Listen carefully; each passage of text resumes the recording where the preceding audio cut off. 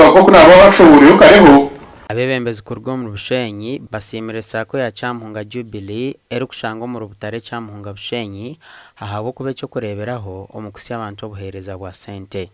nanani mpa speech mu council nimba ntine buzubu akuba nimba nimanya I have my people and Kyamuhunga Jubilee you are one of them. Chairman wa board ahawa Kyamuhunga Jubilee Sacco Samuel Muhumza ayorukiro ku banke kozere omwaka oguhwire kandi agizirengwe eriyo netunguka ha speed ya mani savings twagware ze 1.4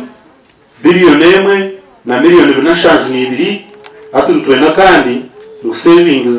zergahagezo zifika billion emwe na miliyoni rushanju Electoral ya capital turgahari miliyoni runana tano ni ibiri estoabe tu targetinjire kandi etukize rwe na janzo na munana tuze aha billion emwe na miliyoni 150. Ombazi w'ebitabo bya Kyamuhunga Jubilee Sacco Obed Mpirirwe azengu banka ya Kyamuhunga Jubilee Sacco neyebemberwa kurungi eri kugendera ha mateka Onkito mugasho gwitu no kwija kwemera rwagati tukabagambira ngo ebe bagamba bina nibikuruga kwera aberi fuero yeno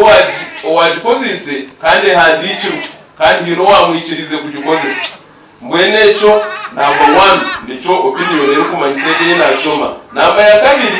necho kugira ngo mukiri Sacco tumukarigere hamurangwa gwa Sacco abo mwagiro gwebembezi tubakatishikiri bakirebendire nka Sacco kandi nukubomuramwa ogumuroho farana itwine mutwenda kugazia kwansi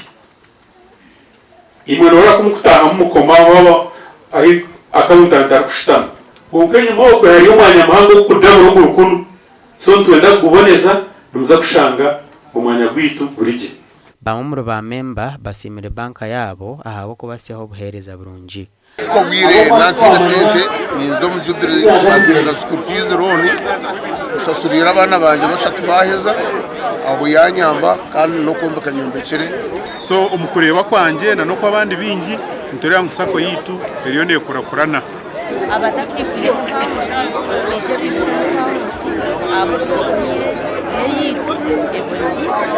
ba member abakirize okoresa banka yabo kurungi bahirwe berabo ebirumwe mbuzi hamwe n'emfarasi inkomuringo gwo kubasima